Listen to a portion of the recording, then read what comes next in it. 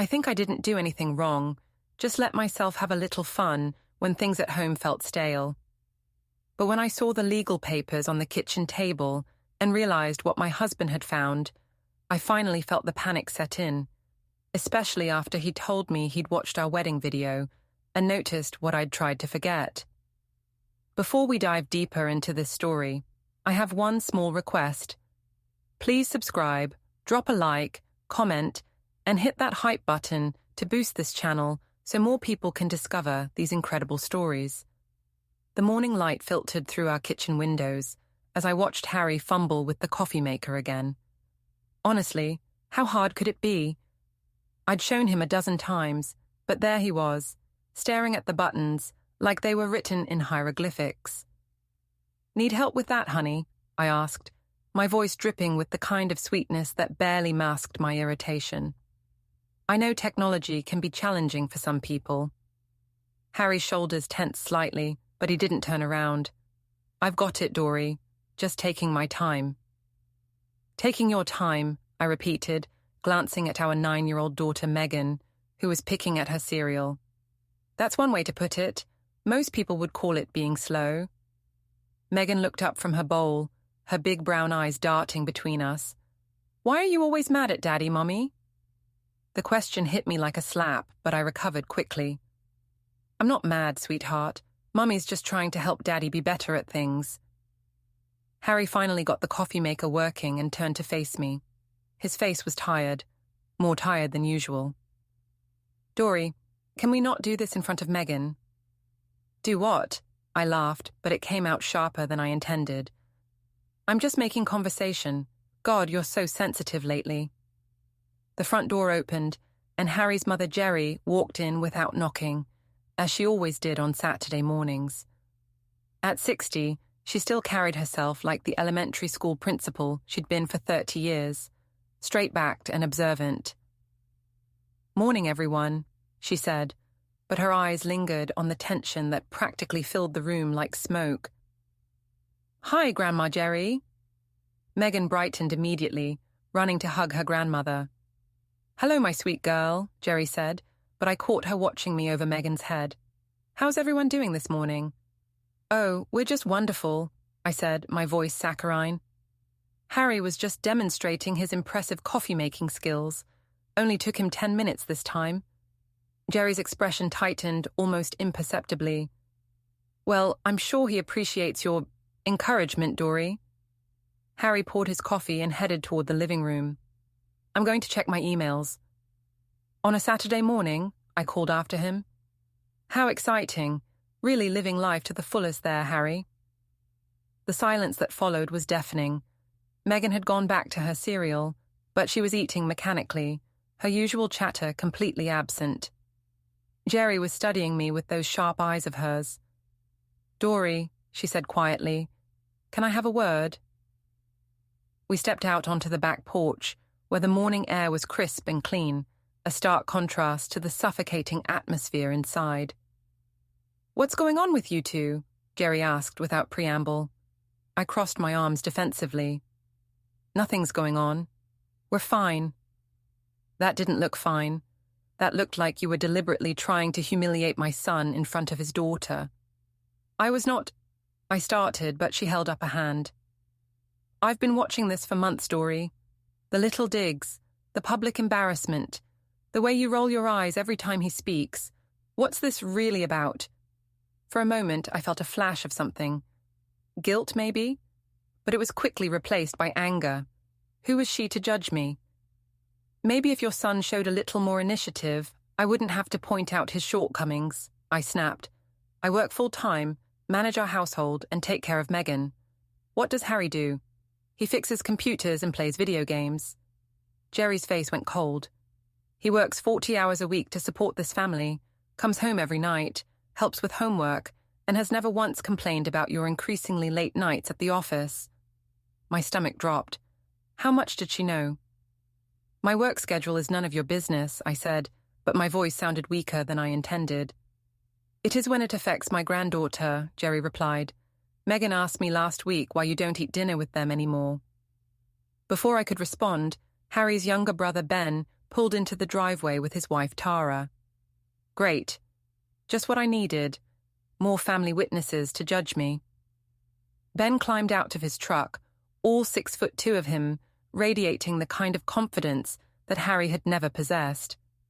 Tara followed, her blonde hair perfectly styled, even for a casual Saturday morning visit. "Morning, ladies," Ben said, but his greeting was noticeably cooler toward me than it used to be. "Where's my big brother?" "Inside, hiding from his responsibilities as usual," I muttered. Ben stopped walking and turned to face me fully. "Excuse me?" "Nothing," I said quickly. "He's checking his emails." "On Saturday morning?" Tara asked, her brow furrowed. "That doesn't sound like Harry." "Yeah, well, there's a lot about Harry you don't know," I said. The look Ben gave me could have frozen hell over. "Actually, Dorie, I think we know Harry pretty well. What we're having trouble figuring out is what happened to you." "What's that supposed to mean?" "It means," Ben said, his voice low and controlled, "that the woman who married my brother 5 years ago wouldn't have spent the last 6 months systematically tearing him down." "I haven't—" "You have," Tara interrupted gently. "Dorie, we all see it. The way you talk to him, about him. It's gotten really uncomfortable to be around you too." I felt heat rising in my cheeks. "So now everyone's an expert on my marriage?" "No," Gary said firmly. "But we're experts on Harry, and we can see what this is doing to him." "What about what it's doing to me?" I demanded. "What about what I need? What about the fact that I'm stuck in this boring, predictable life with a man who has no ambition, no passion, no what?" Ben's voice was dangerous now. "No what, Dorie?" I clamped my mouth shut, realizing I'd said too much. But the damage was done. All 3 of them were staring at me like I was a stranger. "I think," Tara said carefully, "maybe we should go inside and have a normal family visit." But as we walked back into the house, I caught Ben pulling Jerry aside and whispering something that made her face go pale. Whatever he said, I had a feeling my little outburst had just made things much worse for me. Inside, Harry was sitting on the couch with Megan, helping her with a puzzle. The sight of them together, his patient voice explaining where pieces might fit, her trusting smile, should have warmed my heart. Instead, it irritated me. Why couldn't he show that kind of focus and attention to our marriage? "Look, Mommy," Megan called out. "Daddy helped me find all the corner pieces." "That's nice, sweetheart," I said, but I was watching Ben, who had moved to stand behind the couch. He put a hand on Harry's shoulder, a gesture of support that felt pointed. "Hey, bro," Ben said. "How about we grab a beer later, just the 2 of us?" Harry looked up, surprised. "Sure, that sounds good." "Great. We need to talk." The emphasis on those last 4 words sent a chill down my spine. I had a feeling that conversation wasn't going to go well for me. Monday evening found me still at the office at nearly 8 o'clock, but I wasn't working. Joel Forster sat across from my desk, his tie loosened and his sleeves rolled up, looking every inch the successful sales rep he was. At 35, he had the kind of easy confidence that Harry had never possessed, the kind that made me feel alive again. "You look stressed," Joel said, his voice warm with concern. "Harry giving you a hard time again?" I sighed, running my hands through my hair. "It's not just Harry, it's his whole family. They think I'm some kind of monster because I expect a little more from my husband than complete mediocrity." Joel leaned forward, his blue eyes intense. "You deserve better than that, Dorie. You're smart, beautiful, ambitious.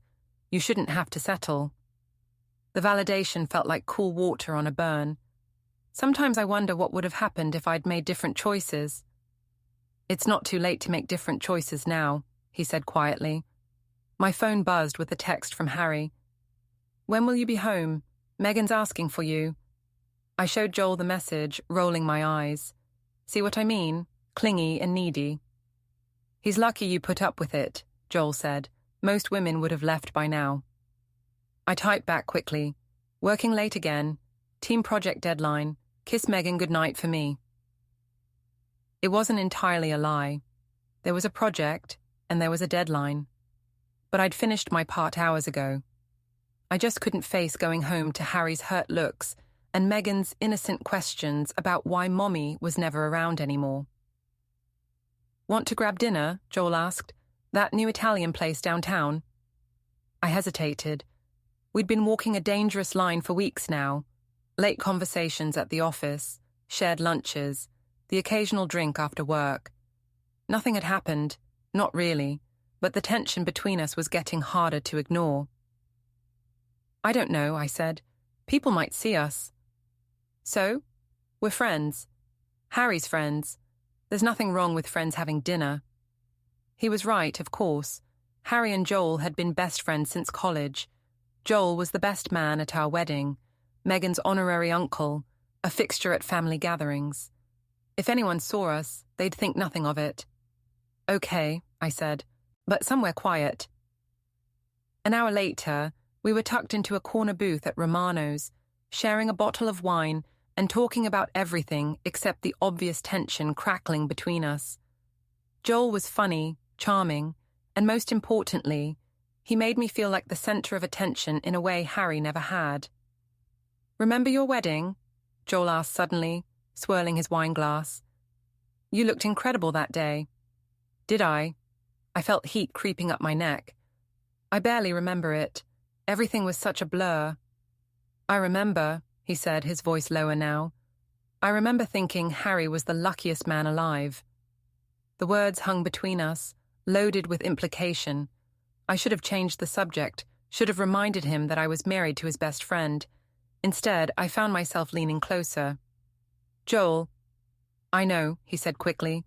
"I know this is complicated, but I can't pretend I don't feel something here." My phone rang, shattering the moment. Harry's name flashed on the screen. "I should take this," I said, but my voice was shaky. "Hey," I answered, trying to sound normal.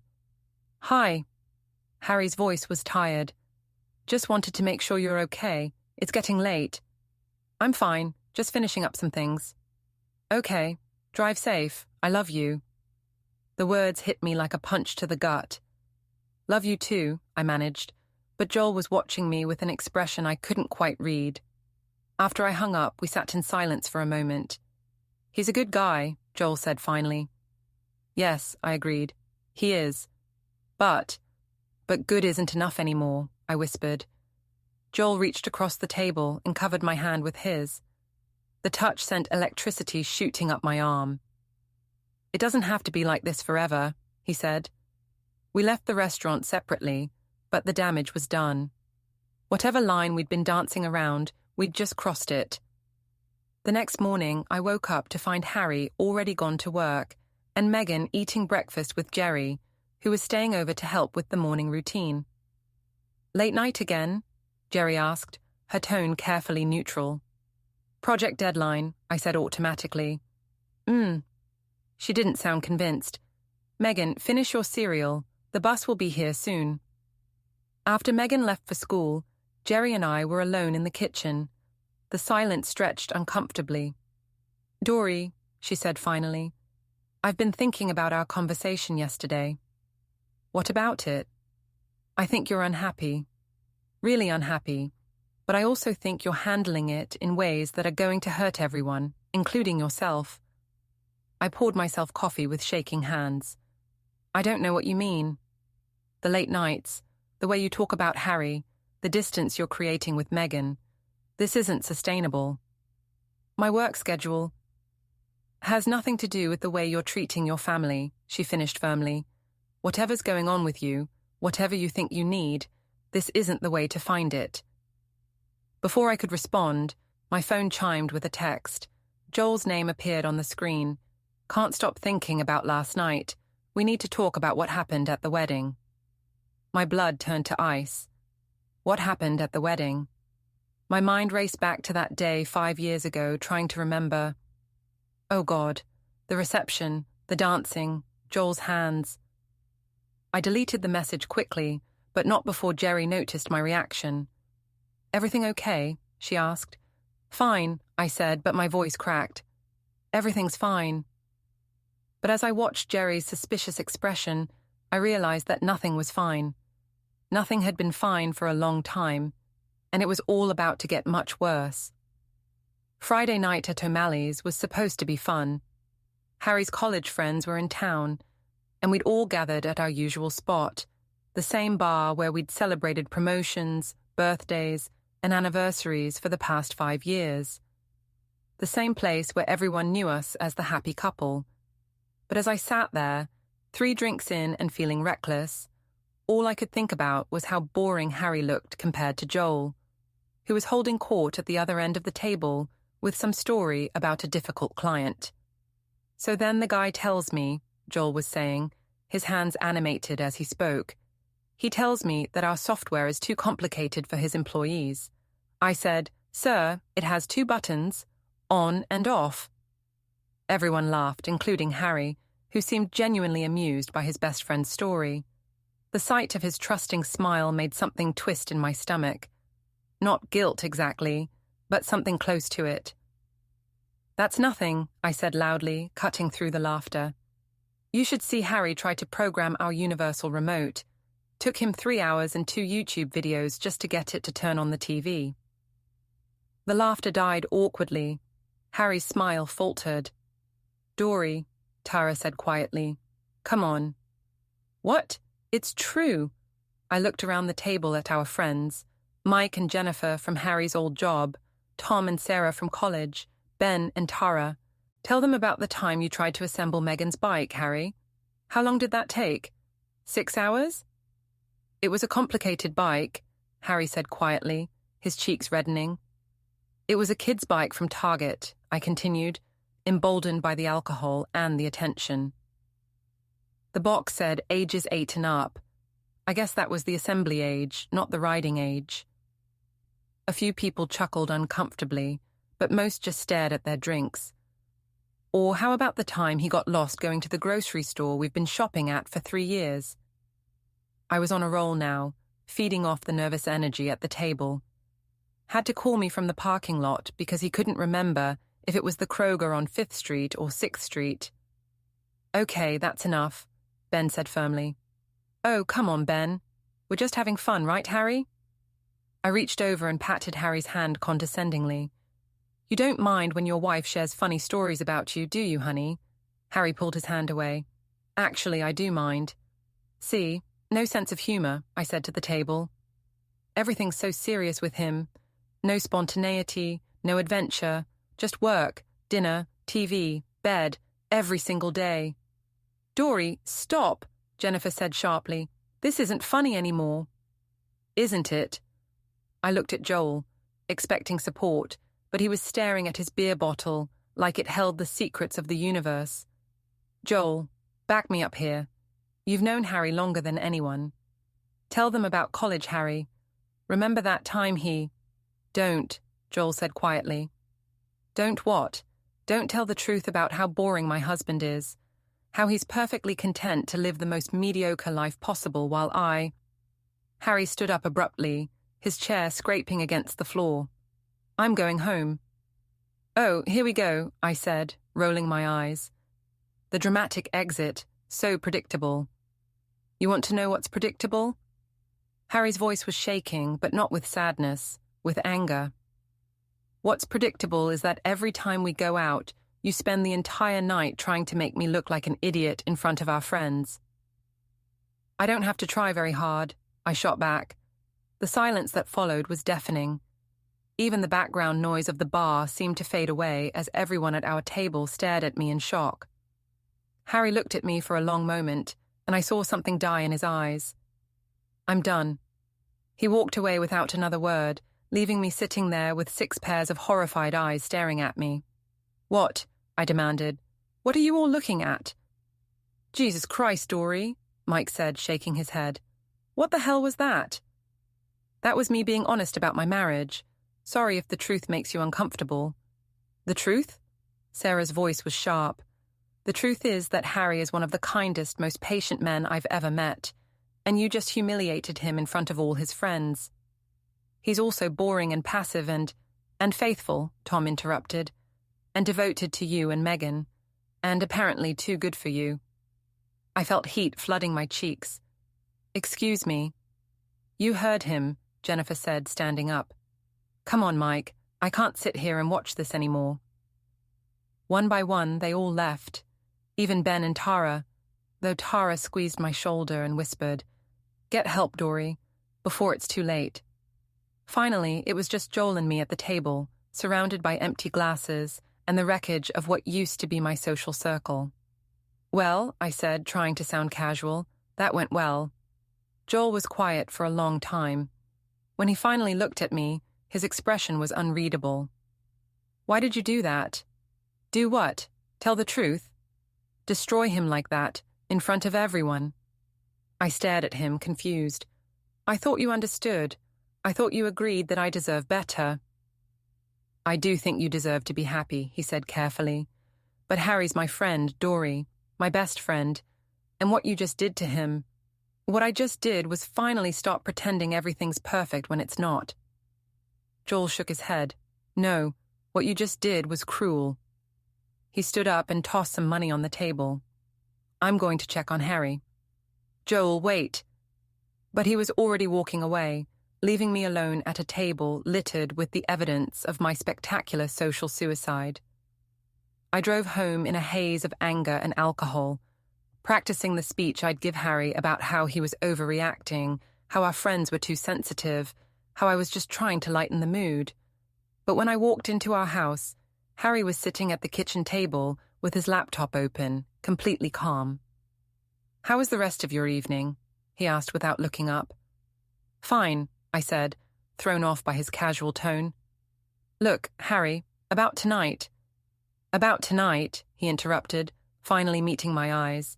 "I want you to know that I heard every word you said, and I want you to know that our friends heard every word you said, and I want you to know that I'm done pretending it doesn't matter." "You're being dramatic. I was just joking around." "No, Dorie, you weren't joking. You were trying to hurt me, and you succeeded, but you also did something else." "What?" For the first time in months, Harry smiled, but it wasn't a happy smile. "You showed everyone exactly who you really are." He closed his laptop and stood up. "I'm sleeping in the guest room tonight. And Dorie, tomorrow we're going to have a very different kind of conversation." As I watched him walk away, I felt a chill that had nothing to do with the late hour. Something had changed tonight, something fundamental. The dynamic between us had shifted, and for the first time in our marriage, I wasn't the one in control. The next 3 weeks passed in a strange, cold silence. Harry went to work, came home, helped Megan with homework, and went to bed in the guest room without saying more than necessary to me. He was polite but distant, like I was a house guest he was tolerating rather than his wife. At first, I told myself this was just another one of his moods, that he'd get over it like he always did. But as the days stretched on, I started to realize this was different. Harry had never been cold to me before. Hurt, yes. Disappointed, certainly. But never cold. "Daddy's sad," Megan announced one evening as I tucked her into bed. "What makes you say that, sweetheart?" "He doesn't smile anymore. And he keeps looking at pictures of us on his phone, but then he looks sadder." My chest tightened. "Daddy's just tired from work." "Are you and Daddy getting divorced?" The question hit me like a physical blow. "What? No. Why would you ask that?"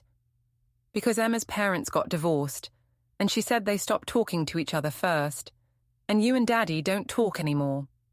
I forced a smile. "Daddy and I are fine, Megan. We're just going through a rough patch. All married people do."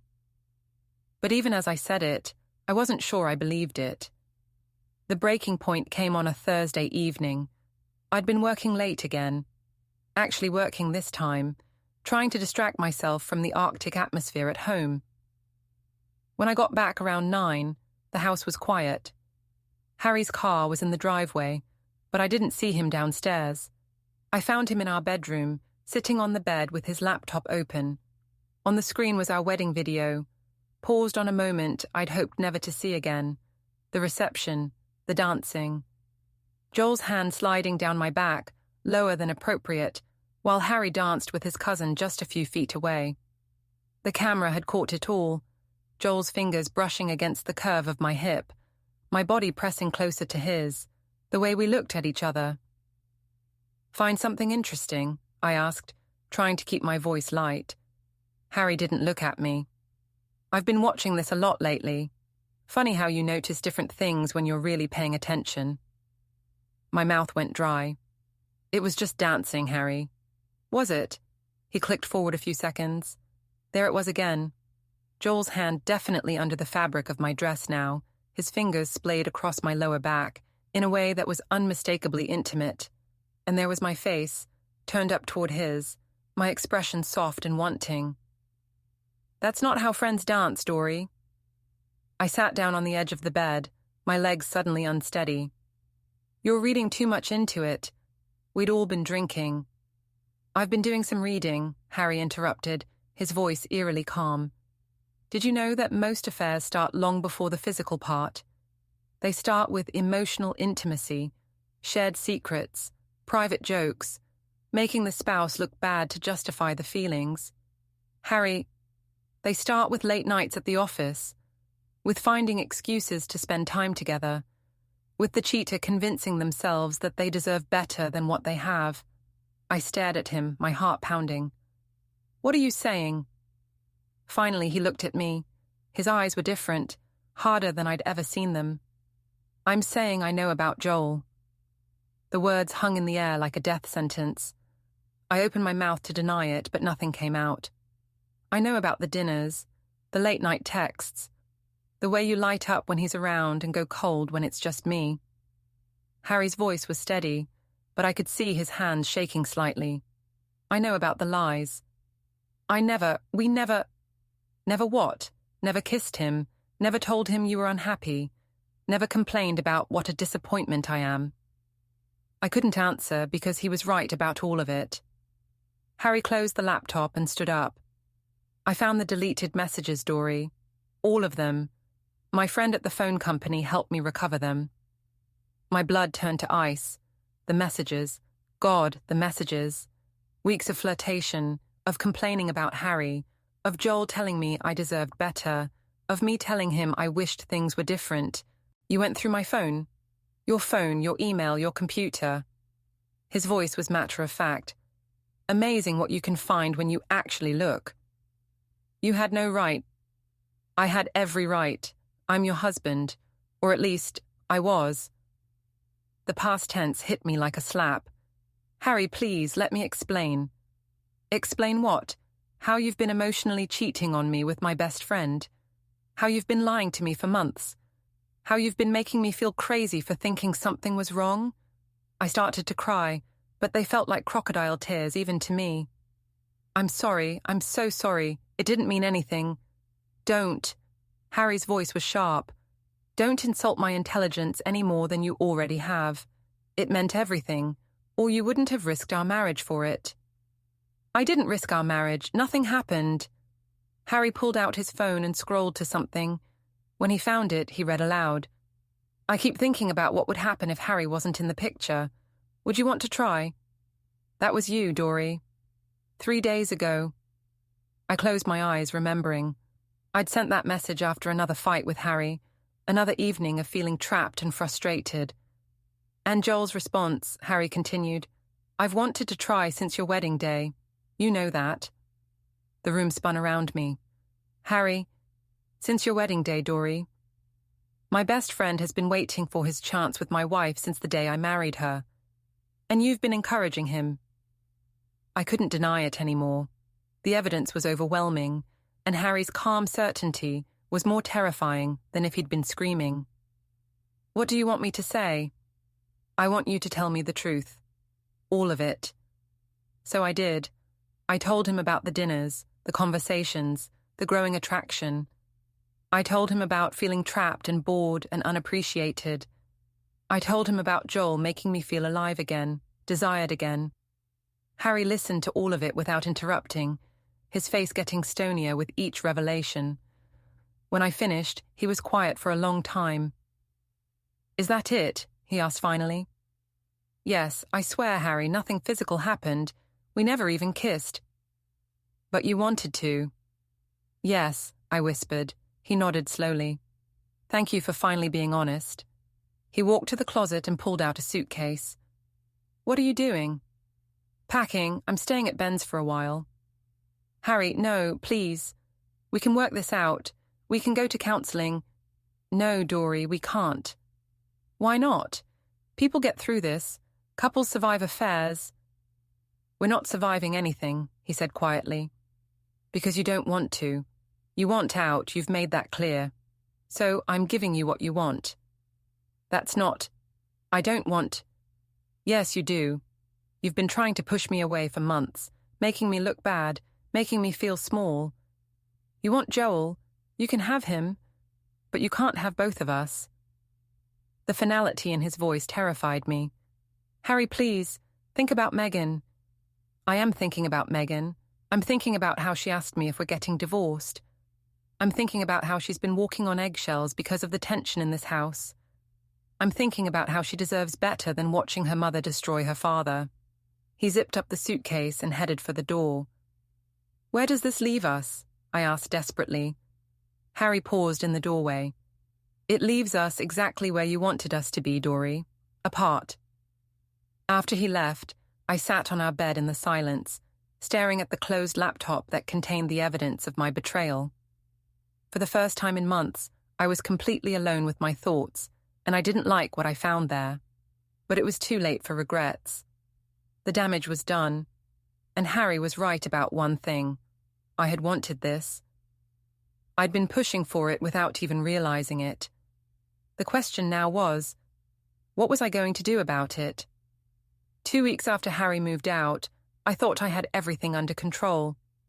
He was staying at Ben's, coming by to see Megan every few days, and maintaining a polite distance that I told myself was temporary. Eventually, he'd cool down and we'd figure out how to move forward. I was wrong.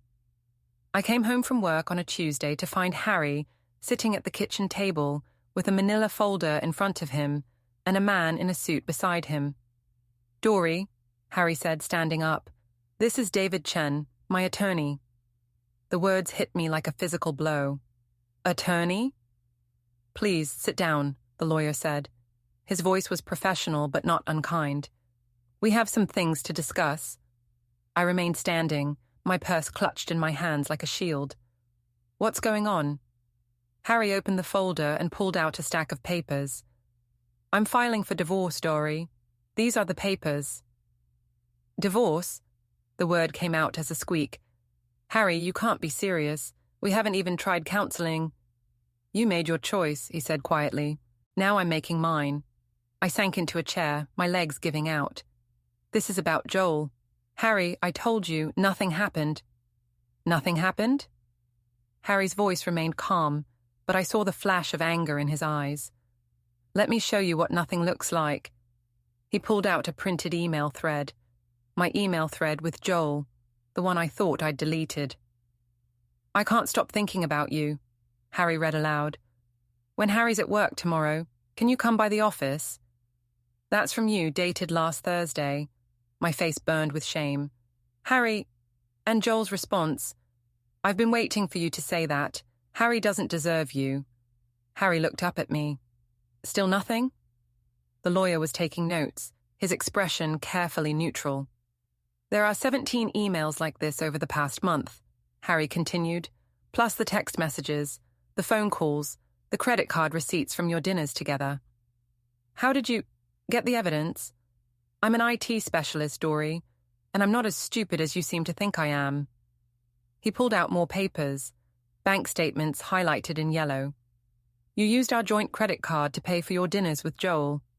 Our money, Dorie, the money I earned to support our family, you've been using to fund your affair. It wasn't an affair, I protested weakly. Then what would you call it? The lawyer asked. Because from a legal standpoint, emotional adultery is still adultery. Harry pulled out his phone and scrolled to something. Joel sent this yesterday. Now that Harry knows, we don't have to hide anymore. I love you, Dorie. The room spun around me. I never responded to that. No, you didn't, because I intercepted it. I've been monitoring your communications since I moved out. That's illegal. Actually, the lawyer said, it's not. You're still married, and these are joint accounts and devices. Mr. Mallow has every right to access communications that might affect the marriage or the welfare of his child. Megan. Where is she? I asked suddenly. At my mother's, Harry said. We need to talk about custody arrangements. Custody? I stood up so fast my chair fell over. You can't take my daughter away from me. I'm not taking her away, but I am seeking primary physical custody. On what grounds? Harry and the lawyer exchanged a look. Emotional abandonment, the lawyer said. Adultery, financial misconduct, and there's the matter of your drinking. My drinking? I don't have a drinking problem. Harry pulled out his phone again and showed me a photo. It was me at O'Malley's 3 nights ago, clearly intoxicated, leaning against the bar while talking to a man I barely remembered. You've been going out every night since I left, Harry said. Coming home drunk while our daughter is here with babysitters. Mrs. Henderson from next door has been documenting it. Mrs. Henderson, our elderly neighbour who'd always been friendly to me.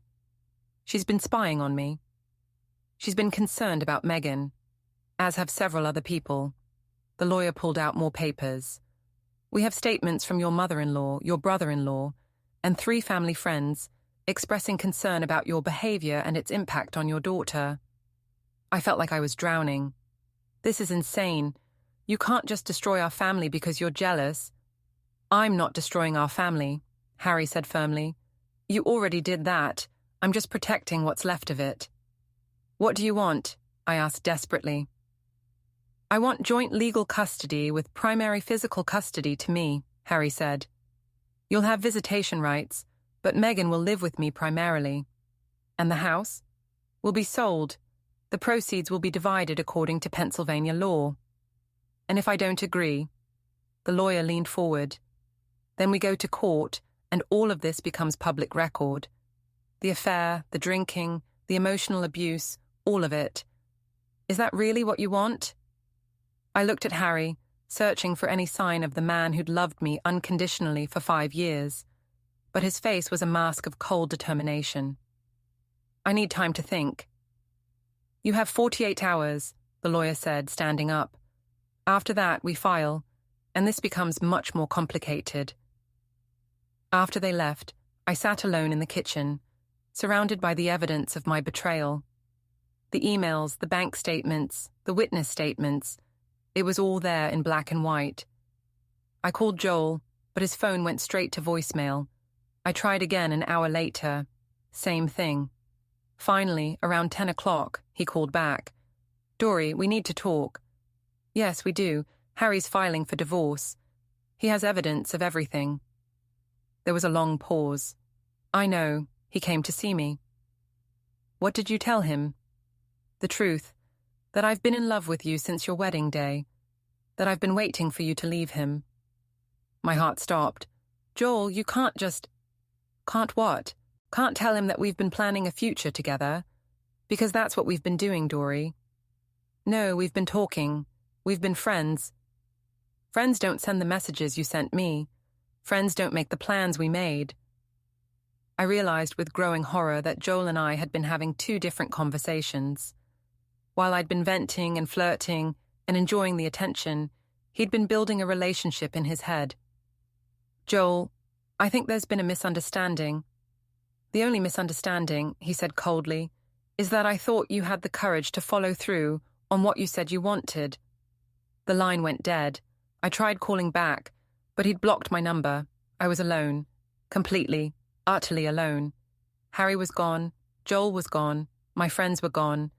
And in 48 hours, I'd have to decide whether to sign away my rights to my daughter and my home or fight a battle I couldn't win. For the first time since this whole mess started, I understood exactly how much I'd lost, and exactly how much more I was about to lose. I didn't sign the papers.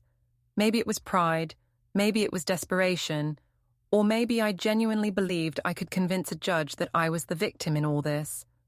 Whatever the reason, I told Harry's lawyer I'd see him in court. That decision turned out to be the biggest mistake of my life. The divorce proceedings began 3 weeks later in a sterile courtroom that smelled like old wood and disappointment. Harry sat at the plaintiff's table with his attorney, looking calm and composed in his best suit. I sat across the aisle with the lawyer I'd hastily hired, a young woman named Rebecca, who'd promised she could tell my side of the story. What I hadn't counted on was how devastating Harry's side would be. His lawyer, David Chen, was methodical and thorough. He presented the evidence like he was building a house, one damning piece at a time, each one supporting the next until the structure was unshakable. The emails between Joel and me, printed and highlighted, the bank statements showing money spent on our dinners, the phone records showing hours of late-night calls, the witness statements from family and friends. But the worst part was when they called Harry to testify. He walked to the witness stand with quiet dignity, raising his right hand to swear to tell the truth. And then he did exactly that, calmly, factually, without any of the emotion I'd expected. "Mr. Mallow," his lawyer began, "can you describe the state of your marriage in the months leading up to your separation?" "My wife became increasingly critical and distant," Harry said. "She began working late frequently, going out with friends more often, and became verbally abusive, particularly in public settings." "Can you give the court an example?" Harry described the night at O'Malley's in painful detail. My jokes at his expense, the humiliation in front of our friends, the way I'd dismissed his feelings when he confronted me about it. "How did this behavior affect your daughter?" Megan began asking why her mother was always angry with me. She started having trouble sleeping and became withdrawn at school. Her teacher contacted us about her grades dropping. I wanted to object, to say that wasn't fair, but Rebecca put a hand on my arm to keep me quiet. "When did you first become suspicious that your wife was having an affair?" "When I noticed she was happier after spending time with Joel than she ever was at home with our family. When she started comparing me unfavorably to him in conversations. When she began treating me like an inconvenience in my own home." The questioning went on for an hour. Harry answered every question with the same calm precision, never raising his voice, never showing anger. He just told the truth, and the truth was devastating. When it was Rebecca's turn to cross-examine, she tried to paint Harry as controlling and suspicious. "Mr. Mallow, isn't it true that you monitored your wife's communications without her knowledge?" "Yes." "Isn't that a violation of her privacy?" I was trying to understand why my wife had become a stranger to me and why my daughter was asking if we were getting divorced. "But you admit you spied on her." "I admit I investigated suspicious behavior that was affecting my family."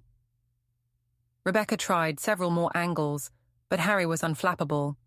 Every question she asked, he answered honestly and without defensiveness.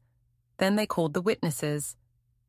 Jerry testified about my behavior toward Harry, about the late nights and the changes in my personality. Ben testified about the night at O'Malley's and my increasing hostility toward his brother. Even Mrs. Henderson, my elderly neighbor, testified about the nights I'd come home drunk while Megan was alone with babysitters. The most damaging testimony came from Megan's school counselor, who'd been working with her since her grades started dropping. Megan expressed confusion about her parents' relationship, the counselor said. She said her mother was always mad at Daddy and that she wished her family could be happy again. She also mentioned that her mother was never home anymore and that she missed spending time with her. When it was my turn to testify, I tried to explain my side. I talked about feeling unappreciated and taken for granted. I described Harry as passive and unambitious. I tried to minimize the emotional affair, claiming it was just friendship that had been misinterpreted. But under cross-examination, Harry's lawyer destroyed me. "Mrs. Mallow, you testified that you felt unappreciated. Can you tell the court about your husband's contributions to your household?" I stumbled through an answer about him working and helping with Megan, but it sounded weak even to me. "You said he was unambitious. Are you aware that your husband received 2 promotions in the past year?" I hadn't known that. Harry had never mentioned it. You claim your relationship with Mr. Forster was just friendship. Is this just friendship? He read from one of my emails. I dream about what our life could be like together. Harry could never make me feel the way you do. I felt my face burning with shame. I was going through a difficult time that led you to use marital funds to wine and dine another man while your husband worked to support your family. It wasn't like that. What was it like, Mrs. Mallow? Because from where I sit, it looks like you were planning to leave your husband for his best friend while using his money to do it. I broke down on the witness stand, crying and trying to explain that I'd never meant for things to go so far. But the damage was done. The final blow came when they played a recording I didn't even know existed. Apparently, Harry had been recording our conversations in the weeks before he moved out, legally, since it was his own home. The court heard my voice, slurred with alcohol, telling Harry he was pathetic and that I deserved better than a loser who couldn't even satisfy his own wife. They heard me laughing when he asked if we could try counseling, telling him it was too late for that. When the recording ended, the courtroom was silent except for the sound of my quiet sobbing. The judge's ruling was swift and decisive. Harry was awarded primary physical custody of Meghan, with me getting supervised visitation until I completed alcohol counseling and therapy. The house would be sold, with Harry getting 60% of the proceeds due to my financial misconduct. I was also ordered to pay his legal fees. As we left the courthouse, I tried one last time to talk to Harry. Harry, please. I know I made mistakes, but we can fix this. For Meghan's sake. He stopped walking and turned to face me. For a moment, I saw a flicker of the man I'd married, kind, patient, forgiving.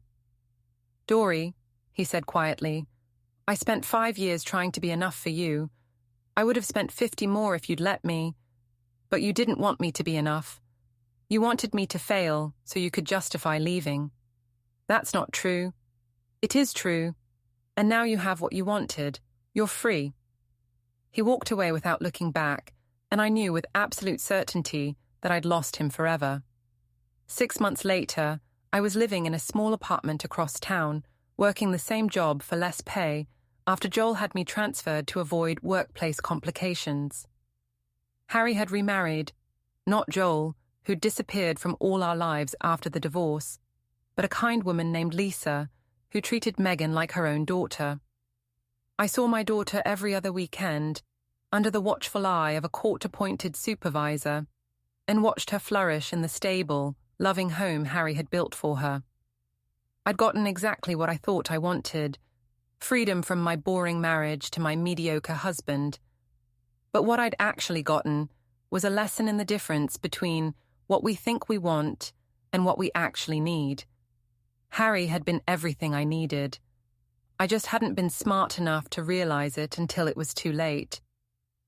As I sat in my empty apartment on a Friday night, scrolling through social media photos of Harry and Lisa at Meghan's school play, the play I'd missed because of my work schedule, I finally understood the truth.